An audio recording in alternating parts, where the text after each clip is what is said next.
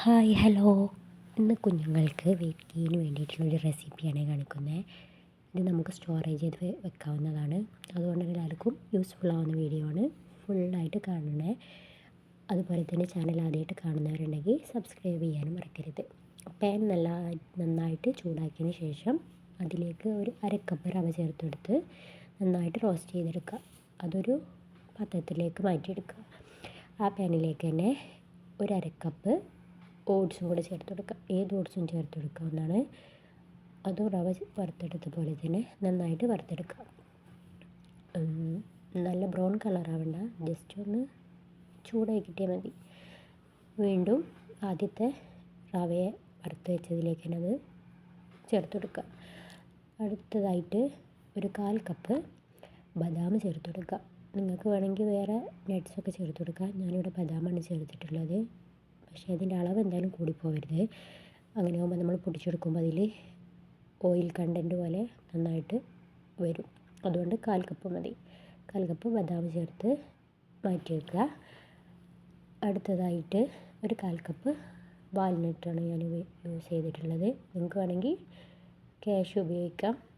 ഞാനിപ്പോൾ ഇതുകൊണ്ട് മാത്രമേ എടുത്തിട്ടുള്ളൂ. പിന്നെ നിലക്കടല വേണമെങ്കിൽ അത് യൂസ് ചെയ്യാം കേട്ടോ. അതും ഒന്ന് ജസ്റ്റ് റോസ്റ്റ് ചെയ്തിട്ട് മാറ്റി വയ്ക്കുക.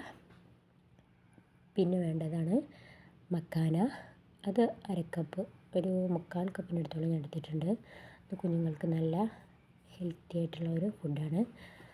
അതുകൊണ്ട് തന്നെ കുറച്ചധികം എടുത്തിട്ടുണ്ട്. അതും ഇതേപോലെ ഒന്ന് റോസ്റ്റ് ചെയ്തെടുക്കുക. കൈ കൊണ്ട് നമ്മളൊന്ന് പ്രസ് ചെയ്യുമ്പോൾ പൊടിഞ്ഞു വരും. അതാണ് അതിൻ്റെ ഒരു പാകം എന്ന് പറയുന്നത്. ഇതെല്ലാം കൂടെ ഒന്ന് ചൂടാറാൻ കുറച്ച് സമയം വെക്കുക. അപ്പോഴേക്കും ഇനി ഒരു അരക്കപ്പ് തന്നെ നമ്മുടെ സാധാ അരിയും കൂടെ വറുത്തെടുക്കണം. നമ്മൾ അരിമണി പോലെയൊക്കെ വറുത്തെടുക്കില്ലേ, അത്രയൊന്നും വേണ്ട. ഒരു ജസ്റ്റ് ഒരു ബ്രൗൺ കളറാകുമ്പോൾ ഇതുപോലെ ആകുമ്പോൾ ഒന്ന് ഓഫ് ചെയ്തിട്ട് നമ്മൾ നേരത്തെ ചൂടാറാൻ വെച്ചതിലേക്ക് തന്നെ ഇതും ആഡ് ചെയ്ത് കൊടുക്കുക. എന്നിട്ട് എല്ലാം ജസ്റ്റ് ഒന്ന് ചൂട് പോയതിന് ശേഷം, നല്ല തണുക്കാൻ നിൽക്കരുത്, അതിൻ്റെ ഒരു ഇളം ചൂടിൽ ആവുന്ന സമയത്ത് മിക്സിയിലിട്ടിട്ട് നന്നായിട്ട് പൊടിച്ചെടുക്കാം. എല്ലാം കൂടെ വെറും നട്ട്സ് മാത്രം നമ്മൾ ആദ്യം പൊടിച്ചെടുക്കുകയാണെങ്കിൽ അത് നന്നായിട്ട് ഓയിൽ വന്നിട്ട് അത് പൊടിഞ്ഞു കിട്ടില്ല. അപ്പോൾ നമ്മൾ എല്ലാം കൂടെ കുറേശ്ശെ മിക്സാക്കിയിട്ട് ഒരു 2 പ്രാവശ്യമൊക്കെ ആയിട്ട് അടിച്ചെടുത്താൽ മതി. അപ്പോൾ നന്നായിട്ട് തന്നെ പൊടിച്ച് കിട്ടും, നല്ല ഫൈനായിട്ട് കിട്ടും. പിന്നെ അത് അരിപ്പ വെച്ചിട്ട് അരിച്ചെടുക്കേണ്ട ആവശ്യമൊന്നുമില്ല. പാകത്തെ ഒരു തരിയായിട്ട് തന്നെ നമുക്ക് കിട്ടുക. എന്നിട്ട് നമുക്ക് ഒരു പാത്രത്തിലേക്ക് മാറ്റി വെക്കുക. പൊടിയാത്തത് ആയിട്ടുണ്ടെങ്കിൽ നമുക്കൊന്നും കൂടി പൊടിച്ചെടുക്കുക. ഇനി നിങ്ങൾക്ക് വേണമെന്നുണ്ടെങ്കിൽ ഇതൊന്നും കൂടെ റോസ്റ്റ് ചെയ്തെടുക്കുക. എല്ലാം എന്നുണ്ടെങ്കിൽ നമുക്ക് കണ്ടെയ്നറിലാക്കി സൂക്ഷിക്കാം.